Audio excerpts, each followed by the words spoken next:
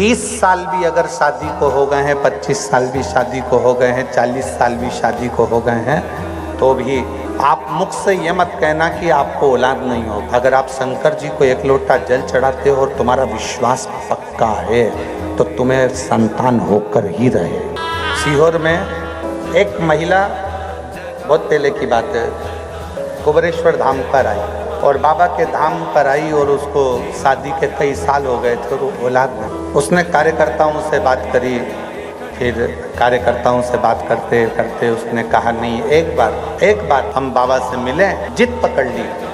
1 दिन 2 दिन वो जाएगा, मिलना हुआ तो हमने पूछा जी कैसे आई?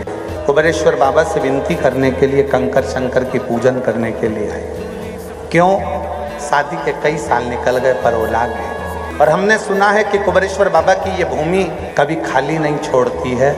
कहते हैं यहाँ बैग लेकर आओ तो 3 महीने तक बैग को बंद करके रख दो, वो बैग वापिस लेकर कुबेरेश्वर धाम पर आना पड़ता है। बैग खोला भी नहीं जाता और बाबा मुराद पूरी कर देते। तो हमने कब तुम्हारी मुराद है क्या संतान? तो बाबा देगा, बाबा से विनती करो। हम तो किसी को कुछ बताते नहीं और ना हम कभी मिलते, पर बाबा से विनय करोगे तो बाबा देगा। हमारी सामर्थ्यता नहीं, पर मेरे बाबा के पास में इतना है कि वो दिए बिना रह नहीं सकते। पर गुरु जी अब बात इतनी सी है, ब्रह्मा विष्णु महेश 3 है। हमने कहा तो क्या अब मुझे औलाद भी 3 ही चाहिए। हमने कहा दीदी ये तो उसके हाथ में है कि 1 देगा कि 2 देगा कि 3 देगा कि 4 देगा कि 5 देगा, ये उसके हाथ। अब हमको क्या मालूम था कि वो बात आप कर रहे हो पर सुनता वो है। 1.5 साल के बाद में वो वापिस आई और अपने, शायद आप लोगों ने भी उस फोटो को देखा होगा, हमारे सोशल मीडिया पे डला था।